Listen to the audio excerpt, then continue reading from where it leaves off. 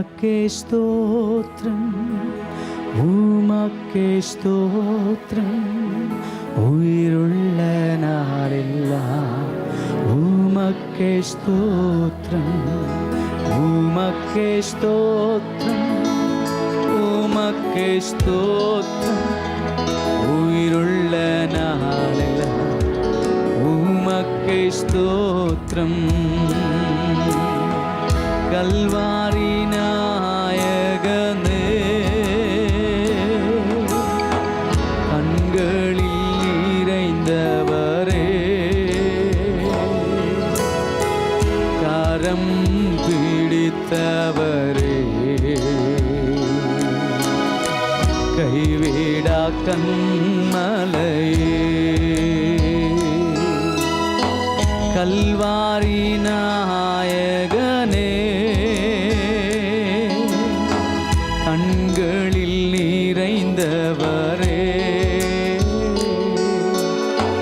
கரம் பிடித்தவரே, கைவிடா கண்மலையே. உமக்கே ஸ்தோத்திரம், உமக்கே ஸ்தோத்திரம்.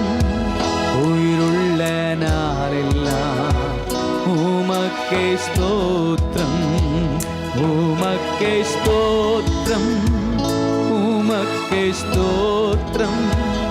உயிருள்ள நாளெல்லாம் உமக்கே ஸ்தோத்திரம். என்னை இழுத்துக் கொள்ளும், ஓடி வந்திருவே. என்னை இழுத்துக் கொள்ளும், ஓடி வந்திடுவே. அறைக்குள் அழைத்து செல்லும், அன்பில் களி கூறுவே. அறைக்குள் அழைத்து செல்லும், அன்பில் களி கூறுவே. எல்லோரும் இணைந்து பாடுவோமா? உமக்கே ஸ்தோத்திரம், உமக்கே ஸ்தோத்திரம்.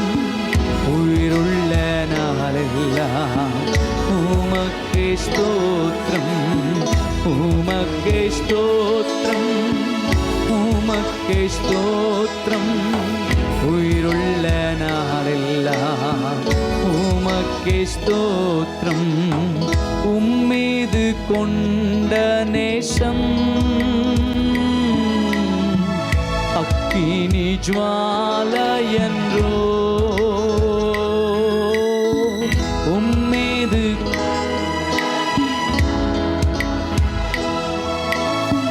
அக்கினி ஜுவாலையன்றோ. தண்ணீரும் வெள்ளங்களும் தணிக்க முடியாதையா. தண்ணீரும் வெள்ளங்களும் தணிக்க முடியாதையா. கரங்களை உயர்த்தி ஆண்டவருக்கே மகிமை. உமக்கே ஸ்தோத்திரம், உமக்கே ஸ்தோத்திரம். உயிருள்ள நாளெல்லாம் உமக்கே ஸ்தோத்திரம், உமக்கே ஸ்தோத்திரம், உமக்கே ஸ்தோத்திரம். உயிருள்ள நாளெல்லாம் உமக்கே ஸ்தோத்திரம். கல்வாரி நாயகனே, கண்களில் நிறைந்தவரே, கரம் பிடித்தவரே, கைவிடா கண்மலையே. கர்த்தரை ஆராதிக்கும்படி கர்த்தருடைய ஆலயத்தில் கூடி வந்திருக்கிற உங்கள் ஒவ்வொருவரையும் ஆண்டவர் விசேஷித்த விதமாக ஆசீர்வதிப்பாராக. இன்றைக்கு வேதத்தின் பகுதியை நாம் வாசிக்க போகிறோம். யோவான் எழுதின சுவிசேஷம் 11ஆம் அதிகாரம் 40ஆம் வசனத்திலிருந்து 44ஆம் வசனம் வரையிலும் நான் வாசிக்க விரும்புகிறேன். யோவான் எழுதின சுவிசேஷம் 11ஆம் அதிகாரம் 40ஆம் வசனத்திலிருந்து 44ஆம் வசனம் வரையிலும். இயேசு அவளை நோக்கி, மார்த்தாளை நோக்கி, நீ விசுவாசித்தால் தேவனுடைய மகிமையை காண்பாய் என்று நான் உனக்கு சொல்லவில்லையா என்றார். அப்பொழுது மரித்தவன் வைக்கப்பட்ட இடத்திலிருந்த கல்லை எடுத்து போட்டார்கள். இயேசு தம்முடைய கண்களை ஏறெடுத்து, பிதாவே, நீர் எனக்கு செவி கொடுத்தபடியால் உம்மை ஸ்தோத்தரிக்கிறேன். நீர் எப்பொழுதும் எனக்கு செவி கொடுக்கிறீர் என்று நான் அறிந்திருக்கிறேன். ஆனாலும் நீர் என்னை அனுப்பினதை சூழ்ந்து நிற்கும் ஜனங்கள் விசுவாசிக்கத்தக்கதாக அவர்கள் நிமித்தமாக இதை சொன்னேன் என்றார். இவைகளை சொன்ன பின்பு, லாசருவே, வெளியே வா என்று உரத்த சத்தமிட்டார். அப்பொழுது மரித்தவன் வெளியே வந்தான். அவன் கால்களும் கைகளும் பிரேத சீலைகளினால் கட்டப்பட்டிருந்தது. அவன் முகமும் சீலையினால் சுற்றப்பட்டிருந்தது. இயேசு அவர்களை நோக்கி, இவனை கட்டவிழ்த்து விடுங்கள் என்றார். இவனை கட்டவிழ்த்து விடுங்கள் என்றார். இன்றைக்கு உங்களுடைய மத்தியிலே சில வகையான பயங்கரமான கட்டுகள், அந்த கட்டுகளை அவிழ்த்து விடுவது எப்படி? 4 விசேஷமான கட்டுகளை குறித்து, கட்டவிழ்க்கப்படுவதை குறித்து நான் பிரசங்கிக்க விரும்புகிறேன். கர்த்தர் உங்களுடைய வாழ்க்கையில் உள்ள எல்லா கட்டுகளையும் அறுத்தது உண்டானால், உங்களை விடுவித்தது உண்டானால், மற்றவருடைய கட்டுகளையும் அறுக்கும்படி கர்த்தர் உங்களை அபிஷேகம் பண்ண விரும்புகிறார். கட்டப்பட்ட மனிதர்களை எங்கும் நாம் பார்க்கிறோம். அறியாமையினாலே கட்டப்பட்டவர்கள், பாரம்பரியத்தினாலே கட்டப்பட்டவர்கள், பாவ கட்டுகள், அக்கிரமத்தின் கட்டுகள், மந்திரத்தின் கட்டுகள், மரணக்கட்டுகள், பாதாள கட்டுகள், ஏராளமான வகை கட்டுகள் இருக்கின்றன. ஒவ்வொருவரையும் சாத்தான் ஒவ்வொரு விதத்தில் கட்டி வைக்க அவன் முயற்சிக்கிறான். கட்டி வைத்து கட்டப்பட்ட மனிதர்களை பாதாளத்துக்கு இழுத்துச் செல்லுகிறான். அக்கினியும் கந்தகமும் எரிகிற கடலுக்கு இழுத்துச் செல்லுகிறான். அநேக பேர் கட்டப்பட்டு கொண்டு போகிற மாடுகளைப் போல, ஆடுகளைப் போல சாத்தான் காண்பிக்கிற வழிகளிலே அவர்கள் சென்று கொண்டிருக்கிறார். ஒரு பன்றி கூட்டம் ஒரு மனிதனை பின்தொடர்ந்து கொண்டிருந்தது. அவ்வளவு சீராய், அவ்வளவு ஒழுங்காய் அவனை பின்பற்றி கொண்டு வந்தது. எல்லாருக்கும் பெரிய ஆச்சரியம். இவ்வளவு பன்றி கூட்டம் ஒரு மனிதனை அப்படியே விலகாம அழகா போகிறது, என்ன காரணம் என்று பார்த்தார்கள். அவன் கையிலே சீனி கிழங்கு, மரவள்ளி கிழங்கு, 7 கிழங்க துண்டு துண்டா வைத்து அப்பப்போ போட்டுக்கொண்டே வருகிறான். அவைகளெல்லாம் அதை தின்று ருசித்தபடியால் அவன் கையிலிருந்து விழாதா அவளோடு எதிர்பார்த்து அவனையே நோக்கி நடக்கிறது. அவைகளுக்கு தெரியவில்லை அவன் கசாப்பு கடைக்கு வெட்டப்படுவதற்கு கொண்டு போகிறான் என்பதை. அப்படி ஜனங்களை பாவ சந்தோஷத்துக்குள்ளே, சிற்றின்ப சந்தோஷத்துக்குள்ளே, டெலிவிஷனுக்கு, இன்டர்நெட்டுக்கு அடிமையாக்கி சாத்தான் பாதாளத்தை நோக்கி கூட்டிக் கொண்டு செல்லுகிறார். ஆண்டவருடைய விருப்பம் என்ன? அவைகளை கட்டவிழ்த்து விடுங்கள். நீ பூமியில எவைகளை கட்டவிழ்ப்பாயோ பரலோகத்திலும் அது கட்டவிழ்க்கப்பட்டிருக்கும் என்று கட்டவிழ்க்கிற ஒரு ஊழியத்தை கர்த்தருடைய பிள்ளைகளாகிய நமக்கு தந்தருளுகிறார். இங்கே லாசருவை பாருங்கள். லாசரு என்ற வார்த்தைக்கு கர்த்தர் எனக்கு உதவியாளர், கர்த்தர் எனக்கு துணை என்பது அர்த்தம். ஆண்டவர் லாசருவை சிநேகித்தார் என்றும், லாசரு தேவனுடைய சிநேகிதன் என்று அழைக்கப்பட்டான் என்றும் வேதத்தில் நாம் வாசிக்கிறோம். ஒரு முறை லாசரு வியாதிப்பட்டான். இயேசு அங்கே இல்லை, தூர இடத்துல பிரசங்கத்துக்கு போயிருக்கிறார். ஆள் சொல்லி அனுப்பினார்கள். ஆனால் அற்புதம் காலதாமதமானது. இயேசு உடனே வரவில்லை. 3 நாட்கள் ஆகிறது. 4ஆம் நாளில் அவன் இறந்து விட்டான். ஆண்டவர் சில வேளைகளிலே தாமதிப்பதற்கு ஒரு நோக்கம் உண்டு. வியாதியாய் இருந்து குணமாக்கினால் அது ஒரு சின்ன அற்புதமாயிருக்கும். மரித்தோரிலிருந்து ஒருவனை உயிரோடு எழுப்பினால் அது பெரிய அற்புதமாயிருக்கும். தேவனுடைய நாம மகிமைப்படும். அநேகர் அவர் மேல் விசுவாசம் வைப்பார். சில வேளைகளில் நம்முடைய ஜெபம் காலதாமதமாகிறது, பதில் கிடைக்க. அற்புதம் நடைபெற காலதாமதமாகிறது.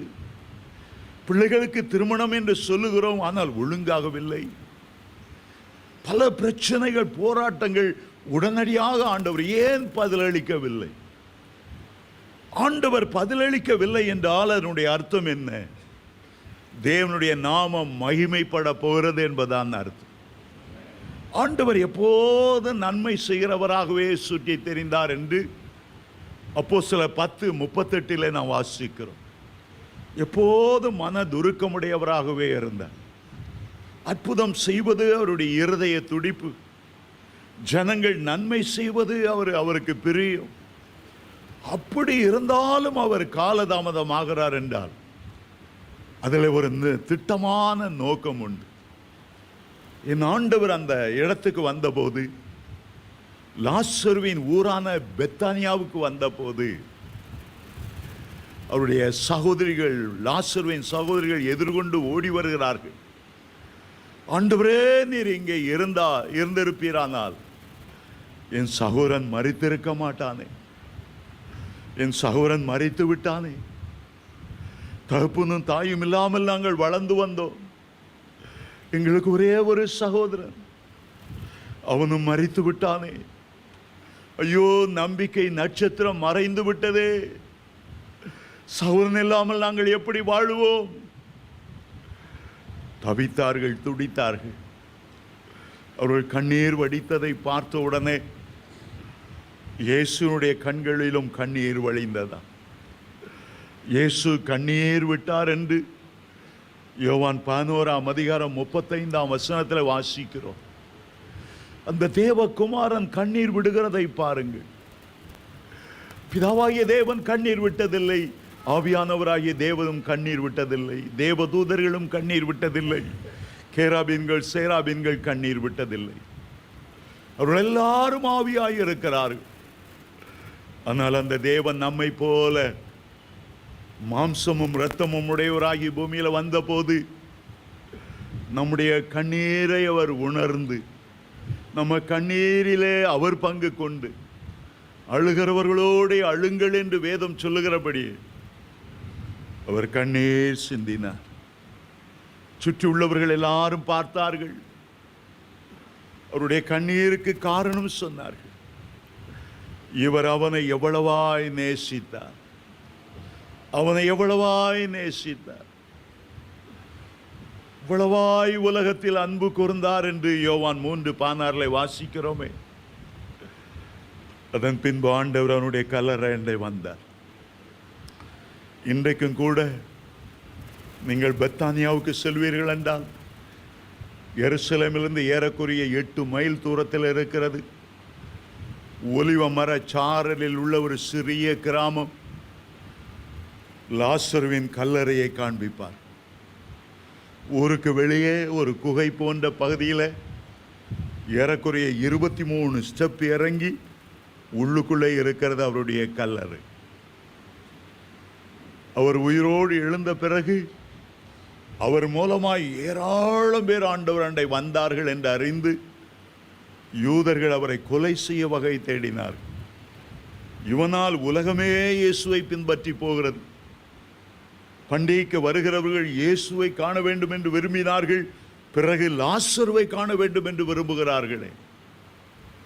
ஆகவே பிற்காலத்தில் பர்னபா என்ற ஒரு தேவனுடைய மனிதன் லாசருவை கூட்டிக் கொண்டு சீப்ரு தீவு என்று அழைக்கப்படுகிற சைப்ரஸ் அங்கே போய் லாசரு பிற்காலத்தில் ஊழியம் செய்தாராம்.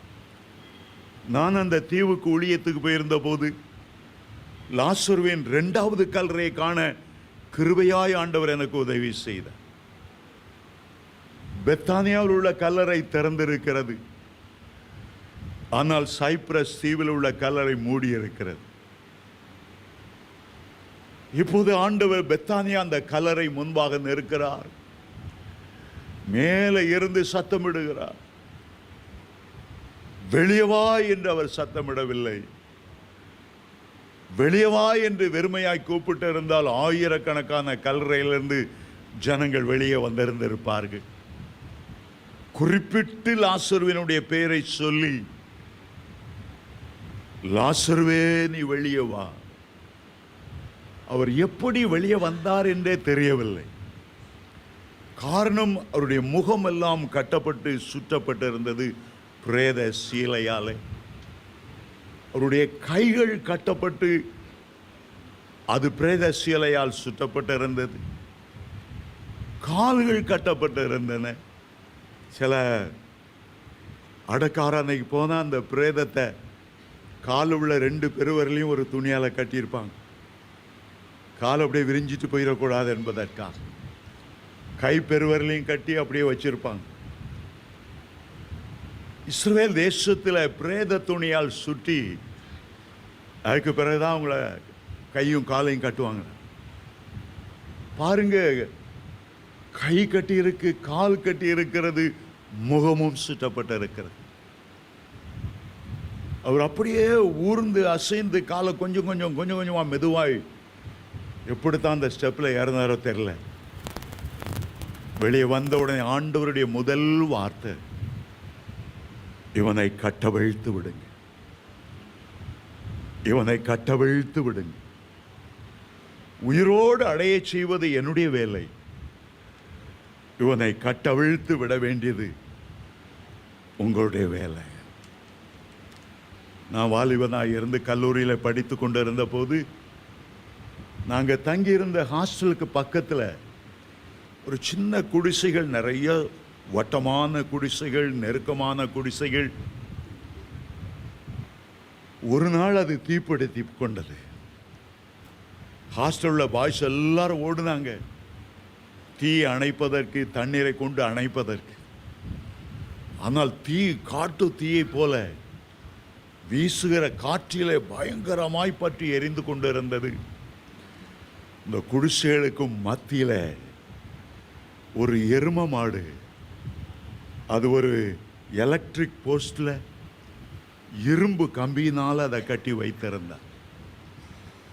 தீ ஜுவாலை படும்போது அந்த அந்த வெப்பம் தாங்க முடியாமல் இந்த மாடு சுற்றி சுற்றி சுற்றி ஓடுகிறது. பயங்கர சத்தமிட்டு ஓடுகிறது. அந்த வீட்டுக்காரன் சொல்லுகிறான், நெஞ்சில் அடித்து அடித்து, ஐயோ என் மாட்டை யாராவது கட்டவிழ்த்து விடுங்க, கட்டவிழ்த்து விடுங்க, கட்டவிழ்த்து விடுங்க.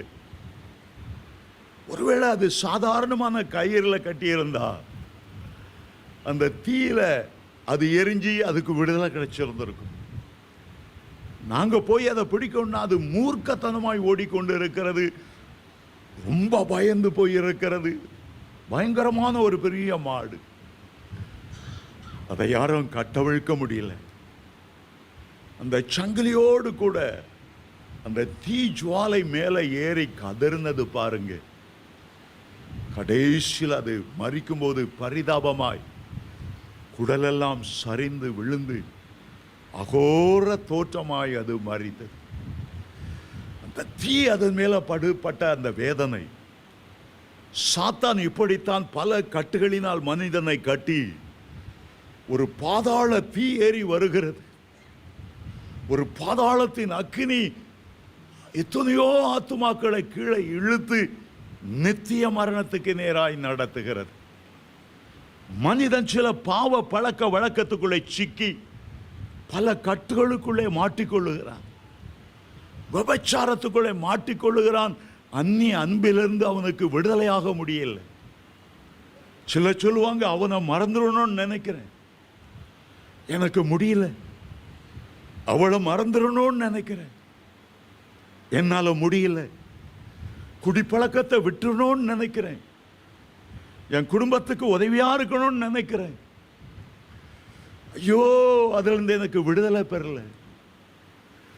சில பாவங்கள் நன்மை செய்யணும்னு நினைக்கிறேன், ஆனா நன்மை செய்ய முடியல. பரிசுத்தமா வாழணும், ஜெபிக்கணும்னு நினைக்கிறேன். இந்த சரீரத்தில் இந்த பாவம் குடிகொள்ளுகிறபடினாலே நான் விரும்பினதை செய்யாமல் விரும்பத்தகாததையே செய்து கொண்டிருக்கிறேன். ஐயோ, நிர்பந்தமான மனிதன் நான், நிர்பந்தமான மனிதன் நான். இந்த பாவ சரீரத்திலிருந்து யார் என்னை விடுதலை ஆக்குவார்? ரோம அரசாங்கம் பல விதங்களிலே குற்றவாளிகளுக்கு தண்டனை கொடுத்து வந்தது. யூதர்கள் கல்லெறிந்து கொள்ளுவார்கள், ரோமர்கள் பட்டயத்தால் வெட்டுவார்கள், சிலுவையில் அறைவார்கள். அதைவிட நூதனமான ஒரு தண்டனை கொடுப்பார்கள். ஒரு மனிதன் கொலை செய்தான் என்றால் கொலை செய்யப்பட்டவனுடைய சரீரத்தை கொண்டு வந்து, செத்த பிரேதத்தை கொண்டு வந்து உயிருள்ள மனிதனுடைய சரீரத்தோடு நன்றாக கயிறை வைத்து கட்டிவிடுவார்கள். அந்த பிரேதத்தோடு அவன் வாழணும், பிரேதத்தோடு அவன் சாகணும். அவனுடைய சொந்தக்காரர்கள் யாரும் அவனை கட்டவிழ்க்க முடியாது. கட்டவிழ்த்தால் யார் கட்டவிழ்க்கிறார்களோ அவருடைய சரீரத்தை, அந்த பிரேதத்தை கட்டுவார்கள். ஆகவே யாராலும் உதவி செய்ய முடியாது, யாராலும் உணவு கொடுக்கக்கூடாது, யாரும் தண்ணீர் கொடுக்கக்கூடாது. அந்த பிரேதத்தை 4 நாட்கள் அந்த பிரேதம் அழுகி நார ஆரம்பிக்கும். அந்த பிரேதத்தில் உள்ள புழுக்கள் இறங்கி உயிருள்ள மனிதனை கடிக்க ஆரம்பிக்கும். நிர்பந்தமான மனிதன் நான் என்று சொல்லிக்கொண்டே அவன் ஜீவனை விடுவான். பாவ வாழ்க்கையினால் கட்டப்பட்ட ஒரு வாழ்க்கை எத்தனை வேதனையானது. இங்கே இந்த லாசருவை அவனுடைய முகத்தை சுற்றி கட்டி இருக்கிறார்கள், பிரேத சீலையினால் சுற்றி இருக்கிறார். அவனுடைய அர்த்தம் என்ன? ஆண்டவரை காணணும்னு விரும்பினாலும் ஆண்டவரை காண முடியாது. அவனுடைய அருமையான சகோதரிகள் மார்த்தாள் மரியாளை பார்க்க வேண்டும் என்றாலும் முகம் சுற்றப்பட்டு இருக்கிறது. தேவனுடைய முகத்திலிருந்து வருகிற எல்லா ஆசீர்வாதத்தையும் பெற முடியாது. கர்த்தர் தம்முடைய முகத்தை உண்மையில் பிரகாசிக்க பண்ணி என்று சொன்னாலும் சீலைகளினால் சுற்றப்பட்ட அந்த முகம் பிரகாசிக்க முடியாது. இன்றைக்கு அநேகருடைய முகங்கள் கட்டப்பட்டு சுற்றப்பட்டு ஆண்டவரை காண வேண்டும் என்று விரும்பினாலும் காண முடியவில்லை. முகம் சுற்றப்பட்டு இருக்கிறபடியினாலே, அசுத்தத்தினாலே கட்டப்பட்டு இருக்கிறபடியாலே, இருதயத்தில் சுத்தமில்லாதவர்கள் தேவனை தரிசிக்க முடியாது. பரிசுத்தம் இல்லாமல் ஒருவனும் தேவனை பார்க்க முடியாது. இன்றைக்கும் அநேகருடைய முகங்கள் சுற்றப்பட்டு இருக்கிறது. ஆலயத்துக்கு வருகிறார்கள், உம்மை பார்க்கணும், உம்முடைய முகத்தை எங்கள் மேல பிரகாசிக்க பண்ணும். குருடராகவே வந்து குருடராகவே போய் விடுகிறார்கள். காரணம், அவருடைய முகம் சீலையினால் சுற்றப்பட்டு இருக்கிறது. அவனுடைய கைகள் கட்டப்பட்டு இருந்ததா? முதலாவது முகம், இரண்டாவது கை. அநேகருடைய கை கட்டப்பட்டு இருக்கிறது. ஆண்டவருக்காக கிரியை செய்ய முடியல, ஆண்டவருக்காக யுத்தம் செய்ய முடியல. சிம்சோன் ஒரு தேவனுடைய மனிதன் தான். அழைப்பை மறந்து உலகத்தை நோக்கி போன போது அவனுடைய கைகளுக்கு வெண்கல விலங்கிடப்பட்டிருந்ததா? அவனுடைய முகத்தில் இருந்த கண்களை பிடுங்கினார்கள். அடுத்ததாக அவனுடைய கைகளுக்கு விலங்கிடப்பட்டிருந்தது. அவனுடைய நோக்கம் என்ன? எதற்காக ஆண்டவர் அபிஷேகம் பண்ணினார்? பெலிஸ்தியரை அழிக்கும்படியாகவே அவனை அபிஷேகம் பண்ணினார். பெலிஸ்தியரை அழிக்காமல் போனது ஒரு பக்கம், இப்போ பெலிஸ்தியருக்காக மாவரைக்கும்படி வெண்கல விலங்கை போட்டு அவனை வைத்திருக்கிறார். அநேகருடைய கைகள் செயலாற்ற முடியல, ஆண்டவருடைய நோக்கத்தை நிறைவேற்ற முடியல, கட்டப்பட்ட கைகளாக இருக்கிறது. ஆண்டவர் ஒரு நாள் ஒரு ஜெபாலயத்துக்கு போனார். அங்கே இருந்த மனிதனுடைய கைகள் எப்படிப்பட்டதா இருந்ததாம்? சூம்பின கையை உடைய ஒரு மனிதன். அவன் தேவாலயத்துக்கு வந்தான்.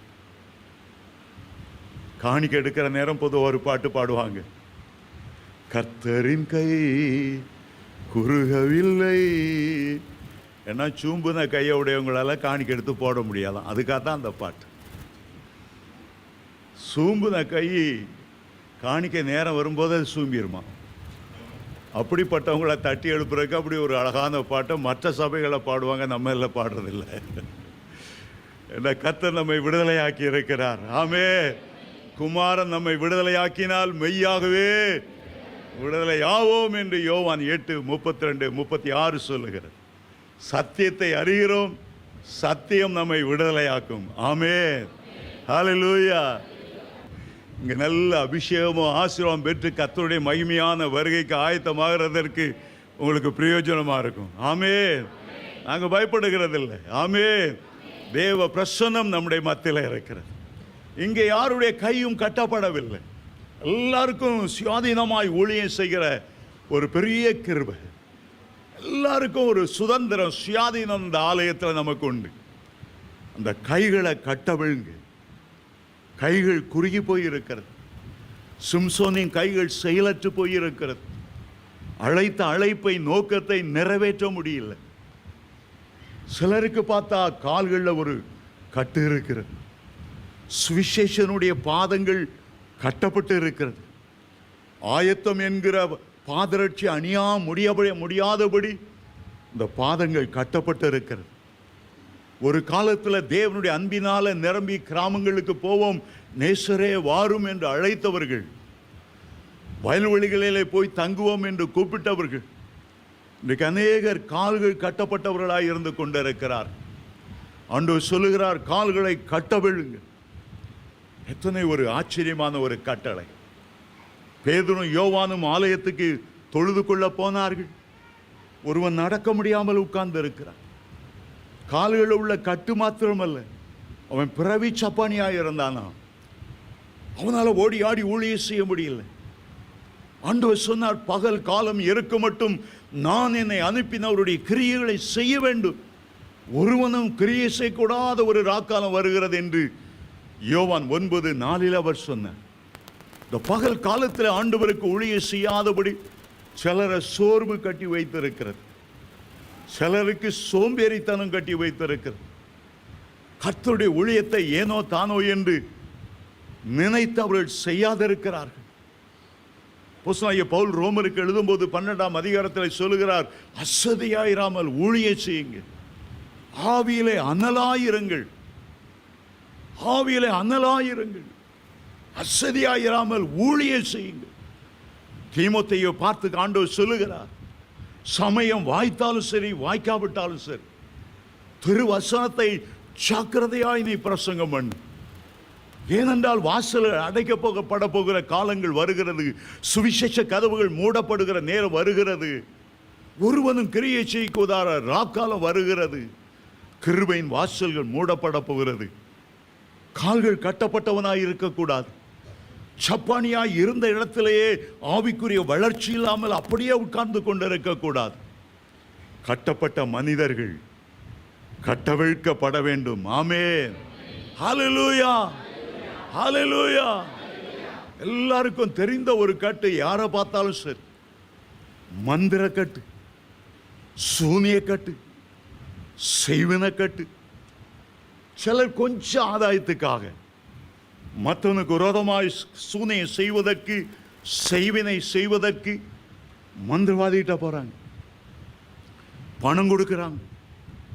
குட்டி சைத்தானை ஏவி விடு, ஆக்சிடென்ட் நடக்கட்டும் அந்த வீட்டில், அகால மரணங்கள் உண்டாகட்டும் அந்த வீட்டில். பல வீட்டில் சொத்துக்கள் மேலே ஒரு கட்டு இருக்கும், தானியம் விளைவிக்காது. தொழிலில் ஒரு கட்டு இருக்கும், வியாபாரம் நடக்காது. யாகமாமா சொன்னாங்க, அவங்க பிஸ்னஸ், ஹோட்டல் பிஸ்னஸ் நல்லா முன்னேறி வரும்போது சூனிய செய்தனால யார் சாப்பிட வந்தாலும் அந்த பிளேட்ல கத்தையா முடி இருக்குமா. சாப்பிட்ற ஆட்களுக்கு பயங்கரமான கோபம் வரும். என்ன சாப்பாட்டில் இப்படி ஒரே முடியா கிடக்கு, பிளேட்டோட வீசி எறிவாங்க. அடுத்தவன் உட்கார்ந்து சாப்பிட்டா அதுலேயும் முடிய கிடக்கும்.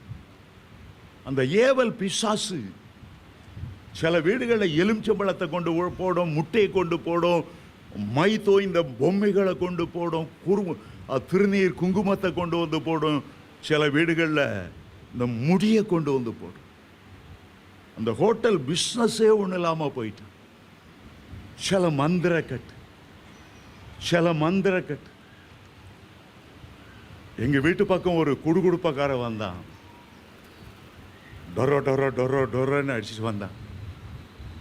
எங்க வீட்டில் ஒரு நாய் இருந்து, டாமிங்கிற நாய், பெரிய நாய். சத்தம் கேட்டதான் வீட்டுக்குள்ள இருந்து வள்ளு கொலைச்சிட்டு தெருவுக்கு ஓடுனது. அவன் கிட்ட போய் அப்படியே அமைதிதான் நின்றுட்டு. அவன் என்ன மந்திரம் போட்டானோ தெரியல, வாயே திறக்கல, வீட்டில் வந்து சுருண்டு படுத்துடுச்சு. சாயங்காலம் ஒன்றும் சாப்பிட மாட்டேங்குது. எனக்கு மூத்த சௌரி, எனக்கு ஒரு அக்கா உண்டு. நேற்று இங்கே வந்திருந்தாங்க. எங்கள் அக்கா கிட்டத்தட்ட 65-67 வயசு ஆகுது அக்காவுக்கு. எங்கள் அக்காவுக்கு வந்ததே கோபம். எந்தெந்த குடுகுடுப்பாக்கார அவன் நம்ம கர்த்தருடைய பிள்ளைகள். என்னாகமம் 23:23 யாக்கோபுக்கு விரோதமான மந்திரம் இல்லை, இஸ்ரவேலுக்கு விரோதமான குறி சொல்ல இருக்கும்போது எவன் இந்த நாயை கட்டலாம். தண்ணிய ஜோமணி எடுத்து வந்து வாயில தெளித்தாள். திறக்கப்பட வாய் திறந்துச்சு. அது பிறகு எந்த குடுகுடுப்பக்காரன் வந்தாலும் அந்த நாய் கடிக்காம விடாவே விடாது. ஏன்னா வாய் கட்ட திறந்து விடுறதுக்கு ஒரு ஆள் இருக்கு. மந்திரவாதி கட்டலாம், அதை பத்தி கவலைப்படாதுங்க. உலகத்தில் இருக்கிறவங்கள உங்கள இருக்கிறவர் பெரியவர். ஹல்லேலூயா. சாத்தான்ட்ட இருக்கிற குட்டி சைத்தான்களை பார்க்கலாம் நம்மோடு இருக்கிற தேவதூதர்கள் எத்தனை அதிகமான பேர். ஆகவே ஏசாயா 54:17 சொல்லுகிறார், உனக்கு விரோதமாய் உருவாக்கப்படும் எந்த ஆயுதமும் வாய்க்காதே. துன்மார்க்கன் 1000 காரியத்தை சொல்லலாம். உன் பக்கத்தில் 1000 பேரும் உன் வலது பார்சத்தில் 10,000 பேரும் விழுந்தாலும் அது உன்னை ஏன் கவலைப்படணும்? சாத்தானுடைய கட்டை முறிக்கிறதுக்கு தேவ பிள்ளைகளுக்கு தெரிஞ்சிருக்கணும். ஆமென். நேற்று எங்க அக்கா வந்திருக்கும் போது ஒரு சாட்சி சொன்னான். அவருடைய மகா ஒரு நல்ல விலையேறப்பட்ட துணியை, ஒரு புடவை எடுத்தாளாம். அந்த புடவையை எங்கே கட்டிட்டு போனாலும் அபசகுதமான காரியம் நடக்குமா.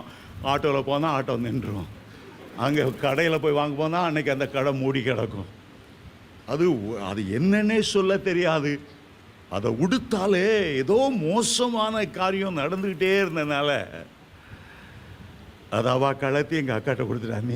நீங்கள் விடுங்கம்மா, எனக்கு அது வேண்டாம், எனக்கு ராசியே இல்லை அந்த துணி. எங்கள் அக்கா அதை உடுத்துட்டு ஸ்கூலுக்கு போனாலாம். பஸ்ஸில் ஏறி போகிறா, பஸ்ஸு நின்றுட்டு, பஸ்ஸு பிரேக் டவுன். அவன் சொல்கிறான் எல்லாம் கீழே இறங்கு. இப்போ எங்கள் அக்காவுக்கு தன்னறியாமலே ஒரு எண்ணம் வந்துச்சு. ராசி இல்லாத சரின்னு மகா சொன்னது உண்மைதான். அடுத்த நிமிஷம் யோசிச்சாலாம், நம்ம ராஜாதி ராஜாவுடைய பிள்ளை, என்ன ராசி வேண்டி கிடக்கு, எல்லாம் ஆசீர்வாதமாக இருக்கும். இந்த புடவையை பார்த்து சொன்னாலும் என் மகா சொன்னது என் மைண்டில் ஏறினது. இயேசுவின் நாமத்தில் அதை வாபஸ் வாங்குகிறேன். இந்த புடவை எனக்கு ஆசீர்வாதமாக இருக்கும்படி இயேசுவின் நாமத்தில் கட்டளை எடுக்கிறேன். நின்று போன இப்போ இந்த காருக்கு என்ன செய்வாரோ என்ன ஆண்டவர் தெரியாது. கார் ஸ்டார்ட் ஆகணும். கார்லேருந்து அவ்வளோ பேரும் கீழே இறக்கி விட்டாச்சு. பாதி பேர் மற்ற கார்லேயும் அதுலேயும் ஏறி போயிட்டுருக்காங்க. எங்கள் அக்கா இல்லை, காரில் நான் போகணும், இந்த பஸ்ஸில் போகணும். 2 நிமிஷம் ஆகலையா அந்த டிரைவர் கூப்பிட்றாரு, வாங்க வாங்க வாங்க, ரிப்பேர் ஆகிட்டு. பாதி பேர் போயிட்டாங்க. நெருக்கடியாக இருந்த பஸ் இப்போ அழகாக காலியாக இருக்குது. எங்கள் அக்கா மகாராணி மாதிரி அதில் ஏறி வந்தாளா. இப்போ அவளுக்கு ராசியான சேரி என்னன்னா அந்த சேரி தான். சில நம்ம திங்கிங்லேயே மனசில் ஒரு கட்டு வந்துடுது. மற்றவங்க சொல்லி இப்படி சொல்லி, இந்த ஆள் வீட்டுக்கு வரானே, இவன் நார்தர் அல்லவா, இவன் பெஞ்சாதி சகுனி அல்லவா, வீட்டில் எந்த ஒரு கலவரம் வரும், இந்த சொந்தக்காரன் என் வீட்டுக்குள் வந்தாலே அப்படி வரும்போதே, அப்படி எண்ணம் வரும்போதே இயேசுவின் நாமத்தில் அதை அதட்டுங்க. என் வீடு ஆசீர்வதிக்கப்பட்ட வீடு. எந்த நார்தர் வந்து என்ன குழப்பம் பண்ணாலும் நாங்கள் கர்த்தரால் ஆசீர்வதிக்கப்பட்டவர்கள். ஆமென், ஹல்லேலூயா, ஹல்லேலூயா. சிலர் மைண்டில் இப்படி தான் அநேக கட்டுகளை உங்களே போட்டுக்கிறது. அடடா புறப்படுறோம், பள்ளி டிக்கி டிக்கி டிக்கின்னு அடிக்குது. அடடா தெருவுக்கு வாரோம், கருப்பு பூனை குறுக்க ஓடுது. மனசுக்குள்ள சாத்தா அந்த எண்ணத்துக்குள்ள ஒரு கட்டு கொண்டு வரும். உடனே உடனே அதை அதட்டுங்க. உடனே உடனே அந்த கட்டை நீங்க மேற்கொள்ளுங்க. எங்க மாமியார் ஒரு அம்மா இருந்தாங்க, எனக்கு பெண்ணு கொடுத்த ஒரு அருமையான மாமியார். அந்த அருமையான மாமியாரை ஏமாத்துறதுக்கு ஒரு அருமையான ஊழியக்காரர் இருந்தார். அவர் KK நகர்லேருந்து வருவார், நான் இல்லாத நேரம் தான் வருவார். எங்கள் மாமியார் தனியாக இருக்கிற நேரம் தான் வருவார். ஜோமணி சொல்லுவார், உங்கள் வீட்டு கோட்டு சுவரில் 3 அனுமார் ஆவி இந்த வீட்டையே பார்த்துட்டு இருக்கு, இந்த வீட்டுக்கு ஏதாவது தீங்கு செய்யலாமான்னு அது பார்த்துக்கிட்டே இருக்குது சொல்லிட்டு போயிடுவார். சொல்லிட்டு அவர் பாட்டு போயிடுவார். எங்கள் மாமியார் மண்டை பிச்சுக்கிடுவாங்க. சாயங்காலம் நான் வீட்டுக்கு வருவேன் ஆஃபீஸ்லேருந்து, தம்பி உனக்கு தெரியுமா, என்னது KK நகர்லேருந்து ஒருத்தர் வந்தாரா, என்ன சொன்னார் பாரு தம்பி, 3 அனுமார் ஆவி இந்த கோட்டுச்சவர்லேருந்து நம்ம வீட்டையே பார்த்துட்டு இருக்குதா. சரி, அவர் துரத்தி விட்டாரா அந்த 3 ஆவியையும்? இல்லை தம்பி, உங்களோட காணிக்கை வாங்குறதுக்கே இப்படி கட்டு போடுறதுக்கு 10 ஆசாமிகள் வருவாங்க. ஒரு ஊழியக்காரை கட்டு இருக்குதுன்னு சொன்னால் அந்த கட்டை அவுக்காமாவும் தான் விடப்படாது. அவரை கட்டி போட வேண்டியதானே. வீட்டில் என் மருமகன் வருவான், 4 நைய புடைப்பான், கட்டு இருக்குன்னு வெளிப்பாடு சொல்கிறான், கட்டை அவிழ்க்க வழி சொல்ல மாட்டேன்றான், கட்டை அவிழ்த்து விட்டு போக மாட்டேன்றான். நிறைய பேர் இப்படியே பூச்சாண்டி காட்டி கூட்டத்துக்கு போனால் யாரோ செய்வினை செய்தாங்க, யாரோ செய்வினை செய்தா உனக்கு என்ன, உன் கை என்ன புளியங்காய் பறக்கி போதா, ஏன் கட்டுனா என்ன? தேவனுடைய பிள்ளைகளை யார் கட்ட முடியும்? ஒரு நாளும் கட்ட முடியாது. ஹல்லேலூயா. கர்த்தருடைய நீ பிள்ளையானால் உனக்கு விரோதமாய் உருவாக்கப்படும் எல்லா ஆயுதமும் வாய்க்காதே போகும். சர்ப்பங்களையும் தேள்களையும் மிதிக்கிற அதிகாரத்தை கொடுத்திருக்கிறார். சத்துருடைய சகல வல்லமைகளையும் மேற்கொள்ளுகிற அதிகாரத்தை கொடுத்திருக்கிறார். எந்த வல்லமையும் உன்னை கட்டவே முடியாது. நீதான் சாத்தானுடைய கிரியைகளை கட்டுவாய். மத்தேயு 16:16 சொல்லுகிறது, நீ பூமியில எதை கட்டுவாயோ அது பரலோகத்தில் கட்டப்பட்டிருக்கும். இந்த பூமியில நீ எதை கட்டவிழ்ப்பாயோ பரலோகத்தில் அது கட்டவிழ்க்கப்பட்டிருக்கும். ஹல்லேலூயா. ராஜாதி ராஜா நாம் எல்லாருக்கும் கொடுத்த ஒரு பெரிய அதிகாரம், பெரிய அதிகாரம். மற்றவங்க அப்படி சொல்லிட்டாங்க, இப்படி சொல்லிட்டாங்க, இப்படி சொல்லிட்டாங்க, கலங்காதுங்க. யார் என்ன சொன்னா, நம்ம கர்த்தர் பெரியவர், சர்வ வல்லவர். ஆமென், ஹல்லேலூயா.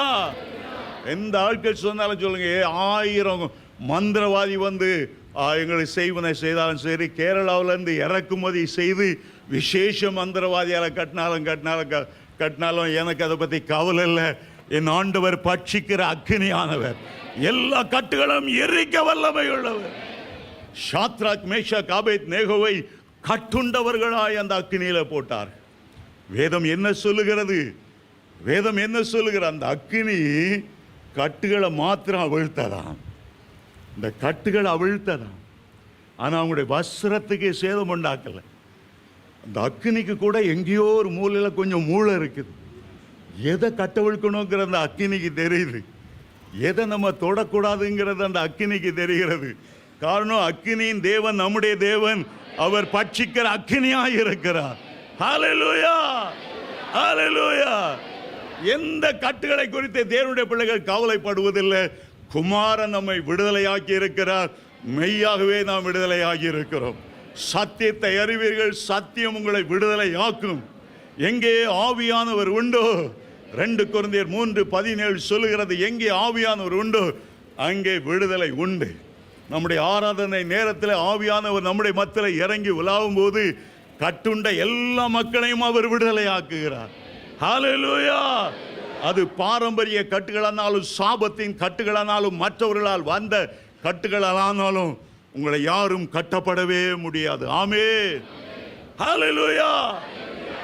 சிம்சோன் மேல் பலமுள்ள ஆவியானவர் இறங்கின போது அவனை கட்டியிருந்த அத்தனை கட்டுகளும் அக்கினிப்பட்ட நூல் போல எரிந்து சாம்பலாய் போனதா. லாசருவை பார்த்து ஆண்டவர் சொல்லுகிறார், அவனை கட்டவிழ்த்து விடுங்க, அவனை கட்டவிழ்த்து விடுங்க. தேவன் உங்களை கட்டவிழ்த்தது உண்டானா நீங்கள் மற்றவர்களை கட்டவிழ்க்க வேண்டியது உங்களுடைய கடமை. 10 பேர் கட்டப்பட்டிருக்கிறாங்க, ஒருவனை நீங்க கட்டவிழ்த்து விடுறீங்க, அவன் தேங்க்ஸ் சொல்லி இப்படி ஓடிடக்கூடாது. மற்ற 9 பேரையும் அவன் கட்டவிழ்க்க வேண்டிய பொறுப்பு அவனுக்கு இருக்கிறது. ஆண்டவர் பூமியில் இருக்கும்போது தன்னுடைய சீஷர்களை பார்த்து சொன்னார், இந்த இருவழி சந்தியில ஒரு கழுதை கட்டப்பட்டிருக்கு, எந்த வழியில போறதுன்னு தெரியல. மரண வழி இருக்கு, ஜீவ வழி இருக்கிறது, சாபத்தின் வழி இருக்கிறது, ஆசீர்வாதமான வழி இருக்கிறது. ஆனா அந்த இருவழி சந்தியில எந்த பக்கம் போன்னு தெரியாம ஒரு கழுதை கட்டப்பட்டிருக்கு, அதை அவுத்து விடுங்க. கழுதைகள் மேல மட்டும்தான் ஆண்டவர் அவ்வளவு அக்கறையா? நாம எவ்வளோ விசேஷமானவர். ஹல்லேலூயா, ஹல்லேலூயா. சாத்தான் கட்டி வைக்கிறான், மன கண்களை குருடாக்கி வைக்கிறான். இவன் சத்தியத்தை அறியக்கூடாது, சத்தியத்தின் வழியில போயிடக்கூடாது. ஆண்டவர் சொல்றார், அவனை கட்ட விழுங்க, அவனை கட்ட விழுங்க. ஹல்லேலூயா. தேவனுடைய பிள்ளைகளே, ஒரு கட்ட விழுக்கிற ஒரு ஆசீர்வாதத்தை ஒரு 4 கட்டுகளிலிருந்து விடுதலையாக்குகிற வழியை நான் உங்களுக்கு வேகமாய் சொல்ல விரும்புகிறேன். கட்டுகளை குறித்து பயப்படாதுங்க. முதல்ல இப்படி நடந்துருமோ, அப்படி நடந்துருமோ, யாரோ சூன்யம் செய்யிட்டாங்களோ, செய்வினை செய்யிட்டாங்களோ, கவலைப்படாதுங்க. உங்க வீட்டில் எலுமிச்சம்பழம் உழுதா நல்லா வெட்டி ஜூஸ் போட்டு குடிங்க.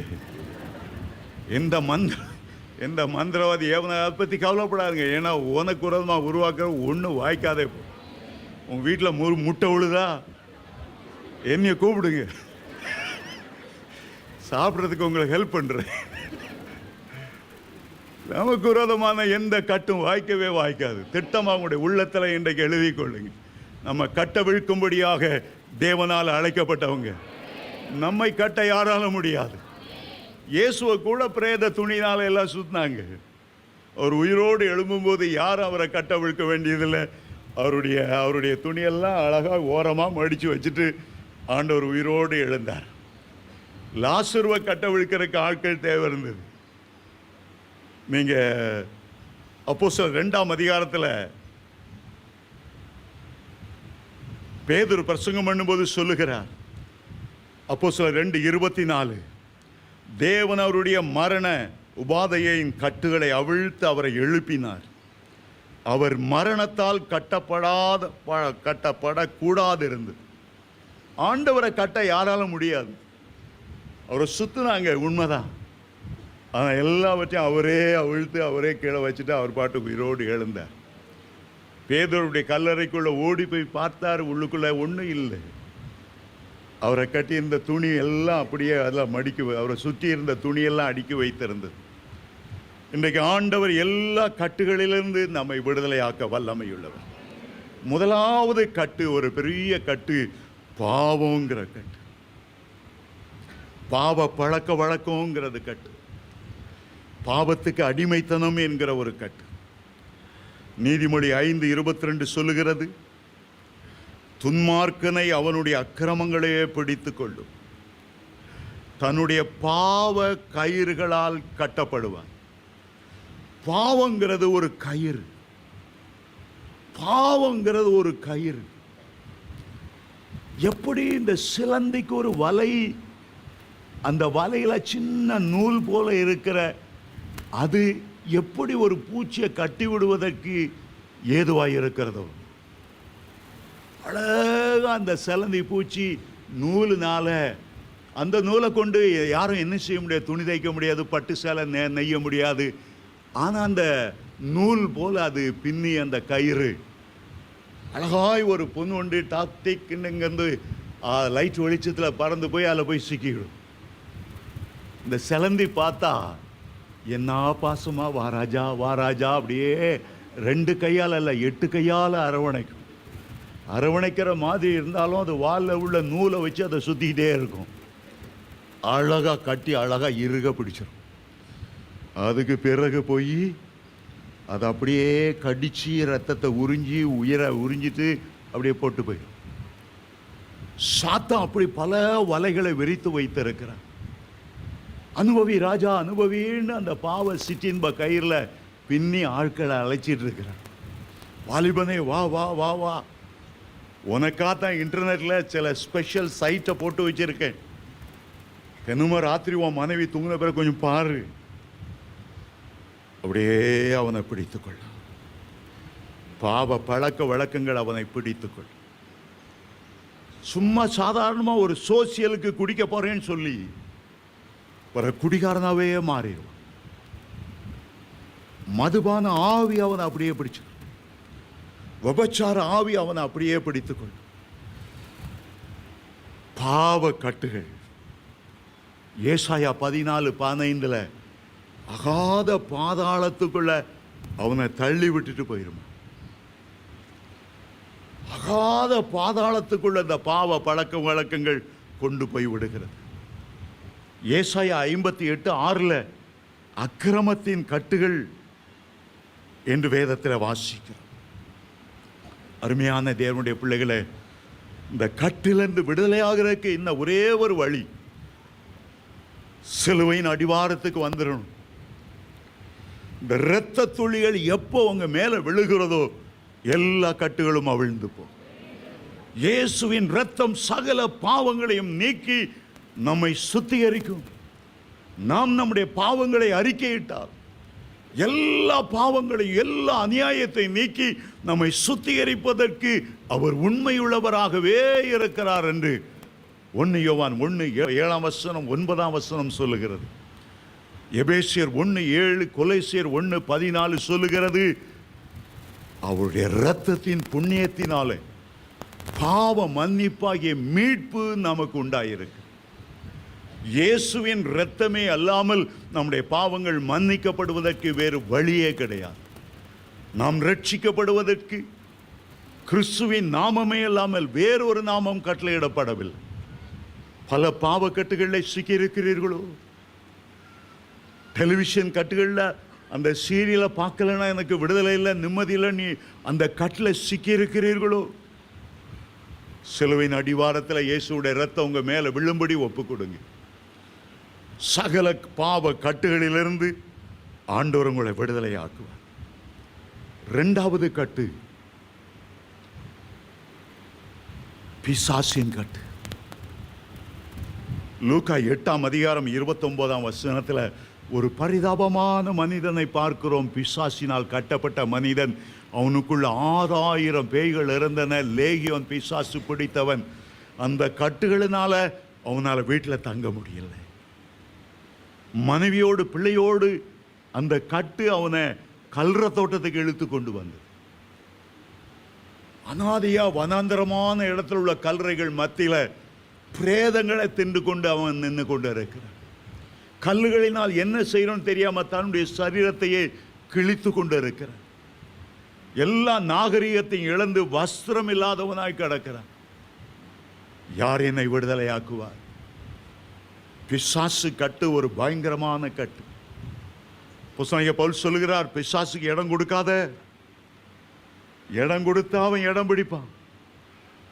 ஒட்டகம் தான் மூக்க மட்டும் உள்ள வச்சுக்கிறேன்னு அந்த முதலாளிகிட்ட கேட்டு கொஞ்சம் கொஞ்சமாக உள்ள வந்து முதலாளி எட்டி ஒரு உதச்சி துரத்தி போட்டு முழு கூட்டையும் ஆக்கிரமிச்சுட்டான். பிசாசு அப்படிதான் கொஞ்சம் இடம் பிடிப்பான். பிசாசுக்கு எதிர்த்து நெல்லுங்கள், அப்போது அவன் உங்களை விட்டு ஓடி போவான் என்று யாக்கோபு 4:8 சொல்லுகிறது. பிசாசுக்கு இடம் கூடாதிருங்க. கர்த்தரிடத்தில் சேருங்க, அவர் உங்களிடத்தில் சேருவார். அந்த லேகியோன் பிசாசு பிடித்திருந்த ஒரு மனிதன் அந்த கட்டுகளில் சிக்கி கொண்டு இருந்தான். அவனை விடுதலையாக்க முடியலை. இயேசு கிறிஸ்து அங்கே வந்தார். அவனை பார்த்து மனதுருகினார். உன் பேரனப்பான்னு கேட்டான். உள்ள இருந்த பேய் அவன் பேரை கூட சொல்ல விடலை.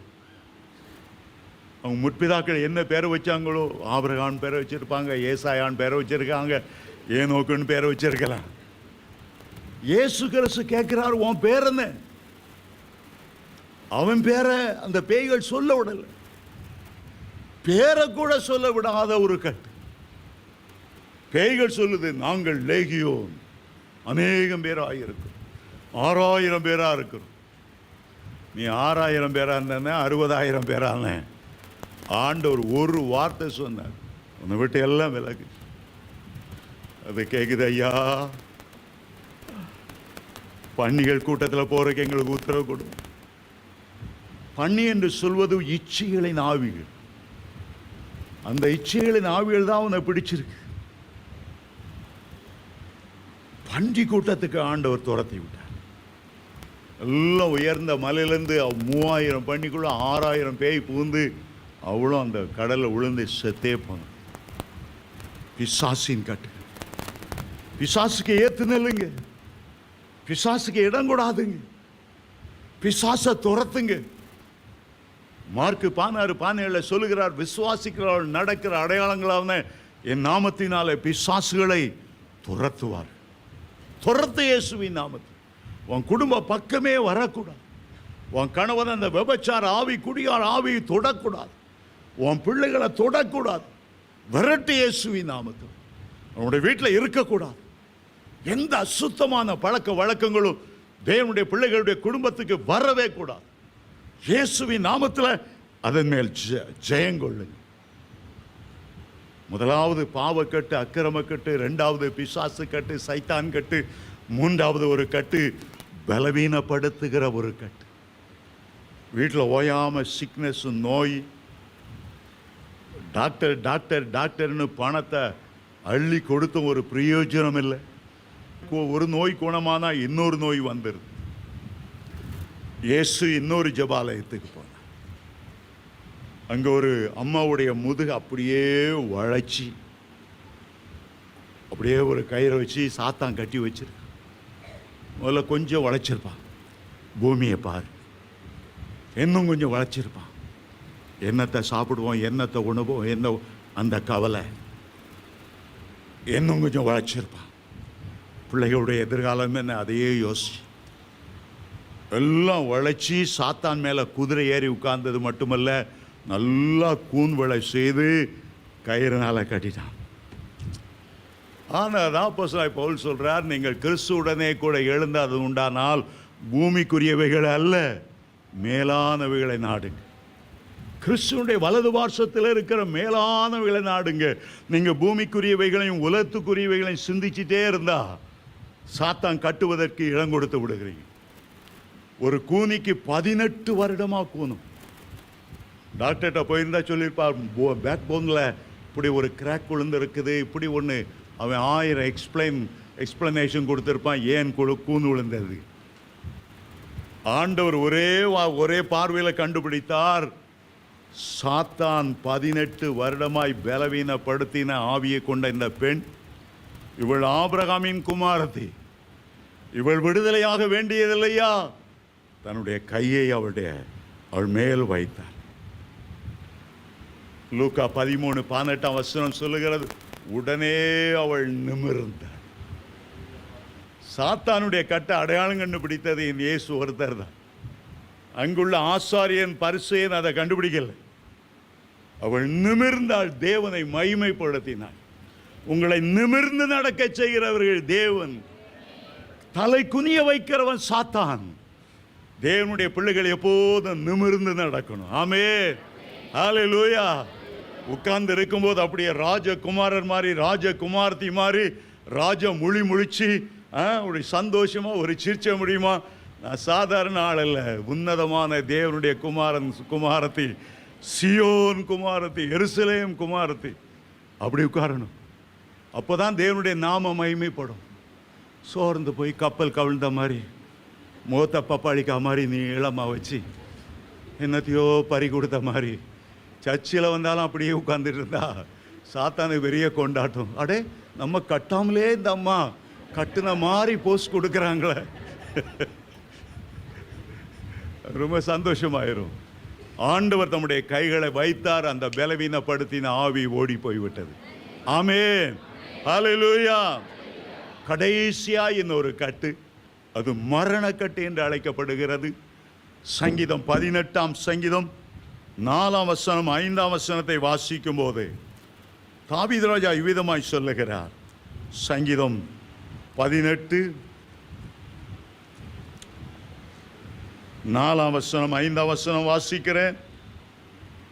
மரணக்கட்டுகள் என்னை சுற்றி கொண்டது, துர்ச்சன பிரவாகம் என்னை பயப்படுத்தினது, பாதாள கட்டுகள் என்னை சூழ்ந்து கொண்டது, மரண கண்ணிகள் என் மேல் விழுந்தது. எல்லா கட்டிலையும் பயங்கரமான கட்டு இந்த மரணங்கிற கட்டு. மரணத்துக்குன்னே ஒரு அதிபதி இருக்கிறான், பாதாளத்துக்குன்னே ஒரு ஒரு ஒரு அதிபதி இருக்கிறான். வெளிப்படுத்தின விசேஷம் வாசிக்கும் போது கருப்பு குதிரையா மேறி வந்த ஒருத்தன் பேரு மரணம். நம்ம பைபிள் கொஞ்சம் சாத்தானுக்கு டிக்னிட்டி கொடுத்து, அவன் குதிரையில வந்தவன், கருப்பு குதிரையில வந்த மரணம், அவன் பிடிச்சு உழுங்குறதெல்லாம் பாதாளம் அதுக்குள்ள போட்டுக்கிட்டே வந்ததான். இந்து மார்க்கத்தில் யமன் அப்படியே எரும மாட்டு வாசனை டொங்கு டொங்கு டொங்கு டொங்குன்னு அவன் வருவான். அந்த ஆண்டவர் சொல்லுகிறார், மரணத்தின் அதிபதியை என்னுடைய மரணத்தினாலே நான் ஜெயித்து ஜீவ காலமெல்லாம் மரண பயத்திலே வாடுகிறவர்களை விடுவிக்கும்படி நான் உங்களுக்காய் ஜீவனை கொடுத்திருக்கிறேன். எபிரேயர் 2ஆம் அதிகாரத்தில் நீங்கள் அந்த வசனத்தை 14-15ஆம் வசனத்தில் வாசிக்கலாம். மரணத்தின் அதிபதியான பிசாசை தமது மரணத்தினால் ஜெயித்தவரும் ஜீவ காலமெல்லாம் மரண பயத்தினாலே சிக்குண்டவர்களை விடுதலையாக்குகிற ஆண்டவர். வெளிப்படுத்தல் 1:17-18 சொல்லுகிறார், பயப்படாதே, நான் மரணத்துக்கும் பாதாளத்துக்கும் உரிய திறவுகளை உடையவராய் இருக்கிறேன். மரித்தேன், ஆனாலும் சதா காலங்களிலும் உயிரோடு இருக்கிறேன். தேவ பிள்ளைகள் மரணத்துக்கு பயப்படுவதில்லை. மரணத்தின் முதுகெலும்பை தட்டி, மரணமே உன் கூரங்கே, பாதாளமே உன் ஜெயமெங்கே, எங்கள் ஆண்டவராகிய இயேசு கிறிஸ்துவினால் எங்களுக்கு ஜெயம் கொடுக்கிற தேவனுக்கு ஸ்தோத்திரம். எந்த கட்டுகளும் உங்களை கட்ட முடியாது.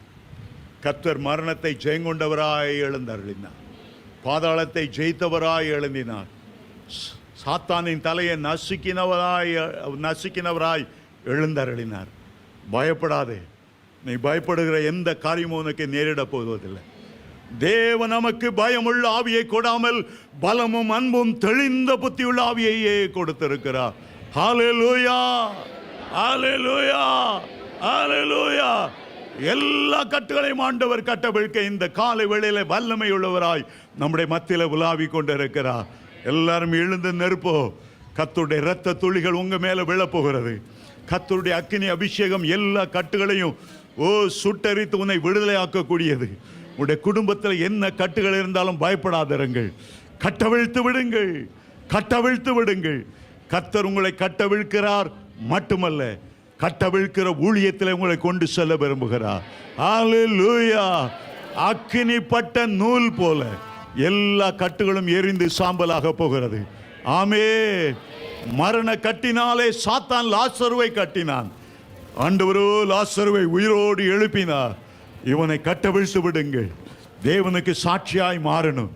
இவளை கட்டவிழ்த்து விடுங்கள், இவள் மூலமாய் தேவனுடைய நாமம் மகிமைப்படணும். கர்த்தருடைய கட்டுகளை இப்பொழுது அறுக்கிறார். கர்த்தருடைய அக்கினி அபிஷேகம் உன்மேல் இறங்கி வருகிறது. தலைமுறை தலைமுறையாக வருகிற கட்டுகளானாலும் சரி, பாரம்பரிய கட்டுகளானாலும் சரி, குமாரன் உன்னை விடுதலையாக்கும் போது மெய்யாகவே விடுதலையாவீர்கள். அப்படியே கைகளை உயர்த்தி கொள்ளுவோம். ஓ ஹல்லேலூயா. நிறைவான உம்முடைய வல்லமை ஒவ்வொரு மேலும் இறங்கி வருவதாக, ஒரு அக்கினி அபிஷேகம் இறங்கி வருவதாக. பரிசுத்த ஆவியானவர் ஒவ்வொரு மேலும் இறங்கி வருவாராக. நிறைவானவர் வரும்போது குறைவானவைகள் ஒளிந்து போகும். இயேசுவின் நாமத்திலே ஒவ்வொரு குடும்பத்தில் இருக்கிற கட்டுகள் இப்பொழுது கட்டவிழ்க்கப்பட வேண்டும் என்று ஜெபிக்கிறேன். ஆவியில் உள்ள கட்டுகள் விடுதலையாக வேண்டும் என்று ஜெபிக்கிறேன். அக்கினி இறங்கி வர வேண்டும் என்று ஜெபிக்கிறேன். அக்கினி இறங்கி வர வேண்டும் என்று ஜெபிக்கிறேன். இயேசுவின் நாமத்திலே எலியாவின் தேவனே, அக்கினி இறங்கி வருவதாக. ஒவ்வொரு பலிபீடத்தின் மேலும் தேவனுடைய அக்கினி இறங்கி வருவதாக. எல்லா கட்டுகளும் கலந்து விழுவதாக. எல்லா சங்கிலியும் தெரிப்புண்டு போவதாக. விடுதலை உண்டாவதாக. ஆவியானவரே, விடுதலை உண்டாவதாக. ஆவியானவர் எங்கே உண்டோ, ரெண்டு பேருக்கு மேலாய் கூடி வரும்போது நான் அவருடைய மத்தியில வருவேன். கட்டவிழ்க்கிற ஆண்டவர் எங்களுடைய மத்தியில உலாவுறக்காய் நன்றி. எல்லா கட்டுகளையும் அவிழ்க்கிறதற்காய் நன்றி. ஒரு பெரிய விடுதலை உண்டாகிறக்காய் நன்றி. ஜெபிக்க முடியாதபடி இருந்த எல்லா கட்டுகளும் இப்போது உடைப்பட்டதற்காய் நன்றி. ஒரு ஜெப ஆவி இறங்கி கொண்டிருக்கிறக்காய் நன்றி. ஒரு மன்றாட்டின் ஆவி இறங்கி கொண்டிருக்கிறக்காய் நன்றி. வல்லமை வல்லமை வல்லமை சுட்டெரிக்கிறதற்காய் நன்றி. விடுதலை ஆவார்களாக. இயேசுவின் நாமத்திலே விடுதலை ஆவார்களாக. குமாரன் விடுதலை ஆக்கினார். மெய்யாகவே விடுதலை ஆவீர்கள். இனி ஒரு கட்டும் உனக்கு விரோதமாய் இருக்க போவதில்லை. உனக்கு விரோதமாய் உருவாக்கப்படும் எந்த ஆயுதமும் வாய்க்காதே போகும். நீ கட்டவிழ்க்கப்பட்டு இருக்கிறாய். நீ கட்டவிழ்க்கப்பட்டு இருக்கிறாய். கட்டவிழ்க்கிற ஊழியத்தை செய்வாயாக. அறியாமையிலே கட்டப்பட்ட மக்களை விடுவிப்பாயாக. இயேசுவின் நாமத்திலே அந்த வல்லமை கர்த்தர் உனக்கு தருகிறார். மந்திரவாதிகளை எதிர்த்து நின்று முறியடிக்கிற வல்லமையை தருகிறார். பெற்றுக்கொள், பெற்றுக்கொள் அந்த வல்லமையை, பெற்றுக்கொள் அந்த வல்லமையை. அசுத்த ஆவிகளை துரத்துவார்கள். சர்ப்பங்களை மிதிப்பார்கள். சாவுக்கேதுவான யாதொன்றை குடித்தாலும் உன்னை சேதப்படுத்த மாட்டாது. ஜீசஸ்.